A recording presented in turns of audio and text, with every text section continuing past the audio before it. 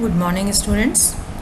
Last जो हमारा transition elements के ऊपर लेक्चर था उसमें हम ट्रांजिशन एलिमेंट्स की प्रॉपर्टीज़ डिस्कस कर रहे थे और उस प्रॉपर्टीज़ में हमने बात की थी इनकी वेरियस ऑक्सीडेशन स्टेट्स के बारे में, जिसमें हमने बताया था कि transition elements various oxidation states show करते हैं क्योंकि डी इलेक्ट्रॉन्स का इन्वॉल्वमेंट होता है और डिफरेंट टाइप के डिफरेंट संख्या में हमारे पास डी इलेक्ट्रॉन्स होते हैं।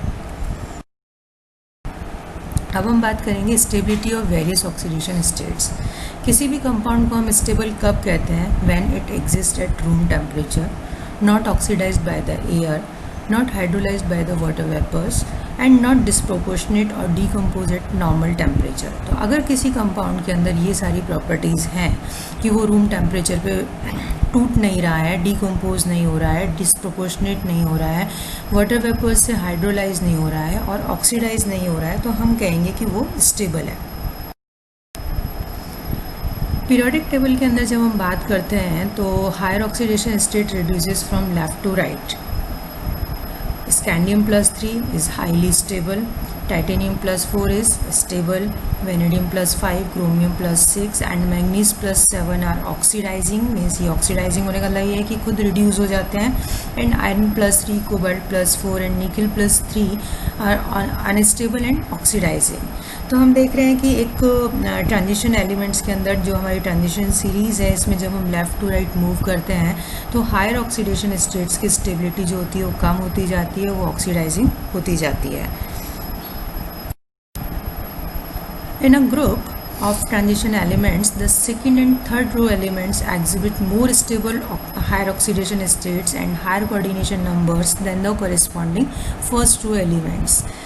तो इसकी वजह ये होती है कि जैसे जैसे हम आगे के डी ऑर्बिटल्स को यूज़ करते हैं 3D की जगह, जैसे कि हम सेकेंड एंड थर्ड सीरीज़ के अंदर 4D एंड 5D ऑर्बिटल्स को यूज़ कर रहे हैं, ये न्यूक्लियस से दूर जाते जा रहे हैं। हम जैसे जैसे हम आगे की शेल को यूज़ कर रहे हैं तो हम न्यूक्लियस से दूर जा रहे हैं और इन दैट केस इन इलेक्ट्रॉन्स का रिमूवल आसान होता है। इस वजह से हमारे को second and third row elements जो है वो ज़्यादा हायर ऑक्सीडेशन स्टेट शो करते हैं in comparison to first row elements, और इनकी हायर ऑक्सीडेशन स्टेट्स भी ज़्यादा स्टेबल होती है।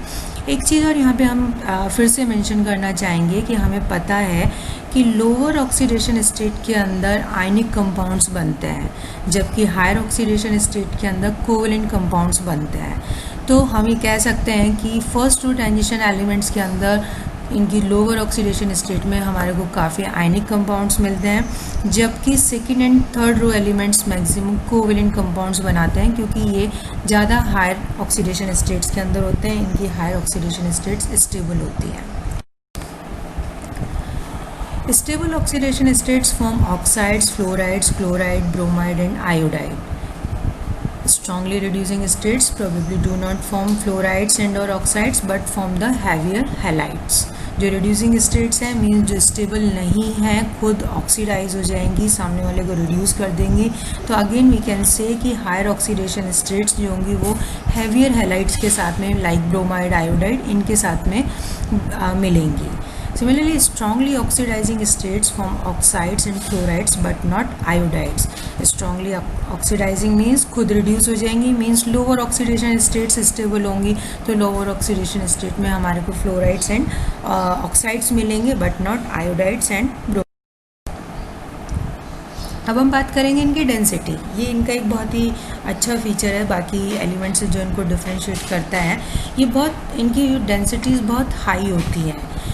इनकी डेंसिटीज़ हम देखेंगे कि अब लगभग सभी की 5 ग्राम पर सेंटीमीटर क्यूब से हायर होती है। केवल कुछ ही एलिमेंट लाइक स्कैंडियम जिसके 3 ग्राम पर सेंटीमीटर क्यूब होती है, इट्रियम एंड टाइटेनियम जिनकी 4.5 ग्राम पर सेंटीमीटर क्यूब होती है। बाकी सब 5 ग्राम पर सेंटीमीटर क्यूब से हाई डेंसिटी के होते हैं। Densities of second and third row elements are even high, ये और भी ज़्यादा डेंसिटी के होते हैं। अगर हम देखें सबसे ज़्यादा डेंसिटी किसकी है पीरियोडिक टेबल में, तो हमारा ऑस्मियम एंड इरिडियम है। इनकी डेंसिटीज़ ऑस्मियम की देखिए आप 22.57 ग्राम पर सेंटीमीटर क्यूब एंड इरिडियम की 22.61 ग्राम पर सेंटीमीटर क्यूब है।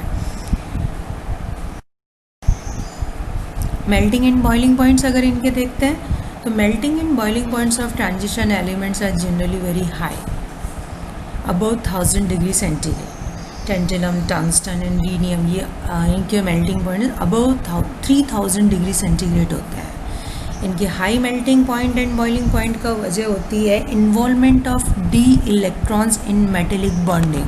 आप अपनी हायर क्लासेस में देखेंगे कि मेटेलिक बॉन्ड बनाने में जितने ज़्यादा इलेक्ट्रॉन पार्टिसिपेट करते हैं मेल्टिंग पॉइंट उसी के ऊपर डिपेंड करता है.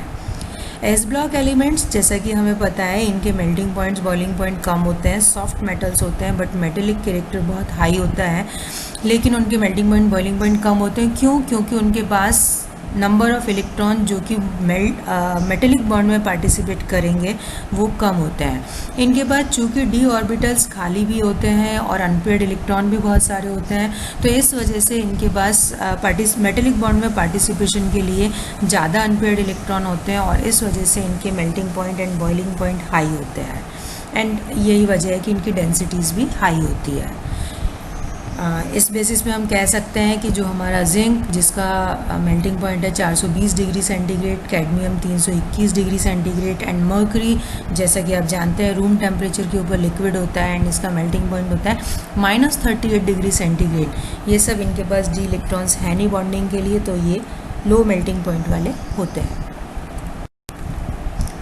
अब इनकी रिएक्टिविटी की बात करें तो reactivity, many of the metals are sufficiently electropositive to react with mineral acids and liberate hydrogen.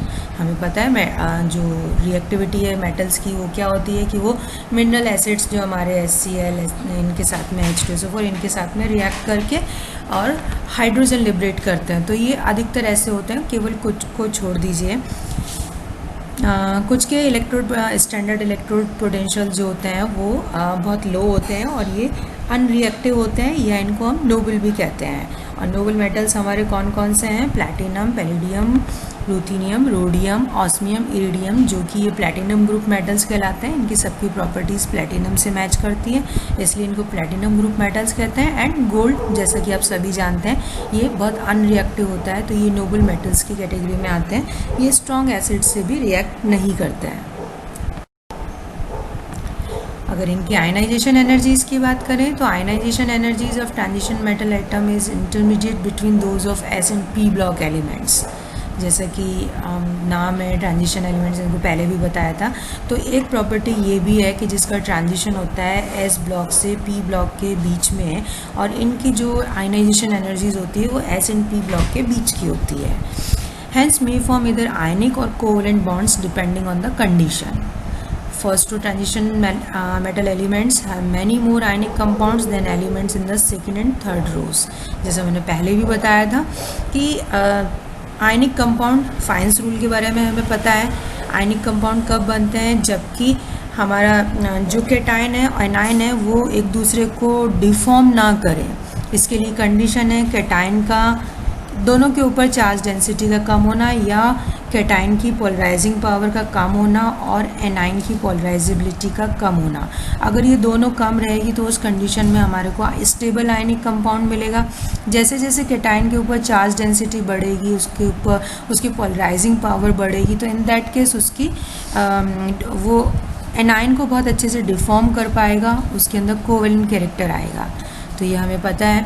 हमने इनकी देखा कि हायर ऑक्सीडेशन स्टेट के अंदर छोटा कैटायन होता है, चार्ज डेंसिटी ज़्यादा होती है, उसकी पोलराइजिंग पावर ज़्यादा होगी और इस वजह से ये कोवेलेंट कंपाउंड्स बनाते हैं.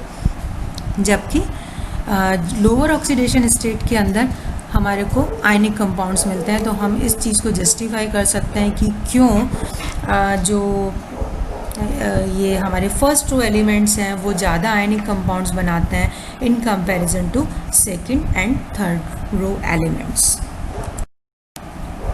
Thank you.